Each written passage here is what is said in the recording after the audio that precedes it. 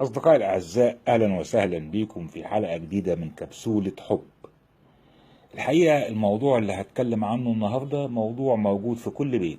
حقيقة كل البيوت المصرية والعربية بتعاني من المشكلة دي، وهي مشكلة الملل، الإحساس بالفتور، إن مفيش جديد. دي مشكلة بتحصل في كل البيوت الحقيقة بعد ما بنتجوز بحوالي سنة أو سنة ونص. بيكون السبب فيها أحيانا الزوج، وأحيانا بيكون السبب فيها الزوجة. الزوجة في الأغلب بعد ما بتنجب وبتخلف بتبدأ بتنتبه وبتدي انتباهها للولاد أكتر ما بتدي انتباهها للزوج، وبيكون الزوج بيتحط على الرف. أدينا عايشين، هو مجرد إن هو بيجيب لنا الفلوس اللي إحنا بنقدر نصرفها على الولاد، أو بندخل بيهم الولاد المدرسة وبنجيب بيهم الأكل في البيت، ولبس الولاد ولبس العيد وحلاوة المولد ولبس الشتاء. وما أدراكم ما لبس الشتاء النهاردة بقى غالي إزاي. بتبدأ الحياة الزوجية بتاخد الشكل الروتيني. الزوجة بتربي الولاد وبترعاهم وبتطبخ، والزوج بينزل الشغل، بيشتغل فترتين أو ثلاثة أحيانا أو فترة واحدة، وبيرجع من الشغل يا دوبك بيتغدى وينزل يروح القهوة، يقعد مع أصحابه أو يروح النادي أو يروح بيقابل أصحابه أو بيروح شغله التاني زي ما هو ممشي الحياة عنده. الحقيقة ده وإن كان بيبقى روتين يومي، لكن لابد إن ده يكون في الآخر بيقتل السعادة الزوجية. وإحنا هدفنا إن حياتنا يبقى فيها سعادة، يبقى فيها بهجة.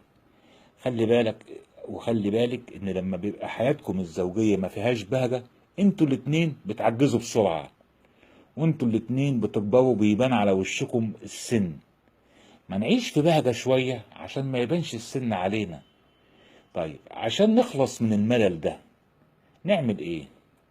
احنا اولا لازم، او المفروض ان احنا بعد الانجاب يبقى اهتمامنا بالزوج اللي هو المصدر الاساسي في البيت، او العنصر الاساسي في الاسرة جنب الزوجة. الزوجة كمان عنصر اساسي في الاسرة. لابد ان يكون في اهتمام بالزوج برضه. ما ينفعش ان احنا نكنسل الدور بتاع اهتمامنا بالزوج بحجة ان احنا مش فاضيين، ما احنا بنربي الولاد، ما احنا ما احنا في الدروس، ما احنا في النوادي، في الهيئة التدريبات. ده بيؤدي الى خلل في البيت. احنا لو البيت انفصم او بقى فيه مشاكل زوجية، لا الولاد هيروحوا النادي، ولا الولاد هياخدوا دروس، ولا الاكل هيبقى له طعم، ولا الحياة هيبقى لها معنى. فاحنا لازم نحافظ على العناصر الأساسية اللي موجودة في البيت، الزوج والزوجة والحب بينهم والتجديد. كمان عدم وجود تجديد بيخلي الحياة الزوجية أو الطرفين في الحياة الزوجية عرضة إن هم يتكعبلوا مع أي حد تاني بره. أنا ما بقولش الزوج بس دلوقتي اللي بيتكعبل، الزوجة كمان دلوقتي بقت بتتكعبل زيها زي الزوج. فعشان نحافظ على استقرارنا وعلى ثقتنا في بعض، وعلى ان محدش يبقى عنده فراغ عاطفي يتعلق فيه بحد تاني، مهم جدا الاشباع العاطفي. لازم نجدد، لازم نشيل الملل من حياتنا.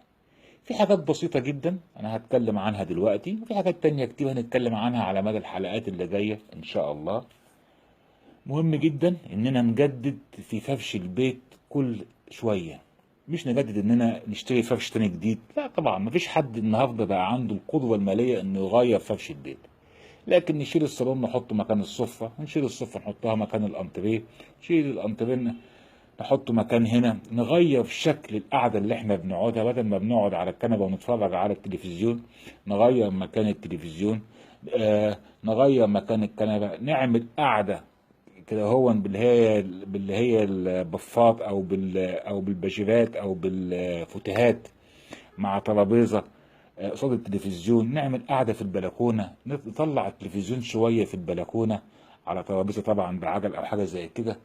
لازم يكون في تغيير في شكل البيت، احس ان انا وانا داخل البيت ان البيت ده جديد، احس بنوع من انواع التغيير. مهم جدا اننا كل فترة نسافر بره القاهرة او بره المكان اللي احنا قاعدين فيه، سواء نروح البلد بتاعتنا نقعد في جو الريف 3 4 ايام، سواء نروح اي بلد مصيفية نقعد على البحر، نقعد على الكورنيش، نمشي في الشوارع، نحس بتغيير. ما تبقاش حياتنا هي بتبقى كئيبة. في حاجة تالتة ودي مهمة جدا جدا جدا، ودي هتغير كتير في حياتنا الزوجية او في الملل، هتكسر الملل. لازم يكون في رياضة مشتركة بين الزوج والزوجة. الكتير هيقول لي واحنا نقدر واحنا فينا حيل، انا ده الزوج بطنه بقت قد كده والزوجة ما شاء الله بعد ما خلفت تخنت وبقت مقلبظة كده ومليانة. طيب ما هو في رياضات كمان بسيطة ممكن نعملها وتساعدنا. رياضة المشي، يعني احنا لو بنمشي نص ساعة كل يوم مع بعض، الزوجة بتمشي مع الزوج، وكمان يا ريت لو الأولاد لو كبار شوية ويقدروا يمشوا نص ساعة رياضة مشي كل يوم، سهلة جدا ومش مكلفة خالص. أولا هتحس بالتغيير، هتحس بإنك أنت بقى عندك تجديد، هتحس إن صحتك اتحسنت، هتحس إنك أنت فرغت طاقة سلبية كبيرة جدا في المشي. بقى في وقت إنكم تتكلموا فيه في مواضيع من غير ما يبقى عندكم فرصة للخناق وللشد والجذب مع بعض أثناء المشي. مهم جدا ان يبقى في عندنا رياضه مشتركه، سواء مشي او سواء لو احنا اصلا بنلعب رياضه، سواء تنس، سواء راكت، سواء سكواش، سواء اي رياضه من الرياضات اللي هي الزوجيه دي نعملها عشان نحس بالتغيير في حياتنا الزوجيه، عشان نكسر الملل. انا بكده قلت على عناصر بسيطه قوي لكسر الملل. مهم جدا انكم كمان لو انتوا عندكم حاجات تعرفوها او جربتوها في كسر الملل نفذوها، ما تخلوش الملل يقضي على السعادة الزوجية. انا بكده بكون خلصت حلقة النهاردة من كبسولة حب. كان معاكم خالد شهاب.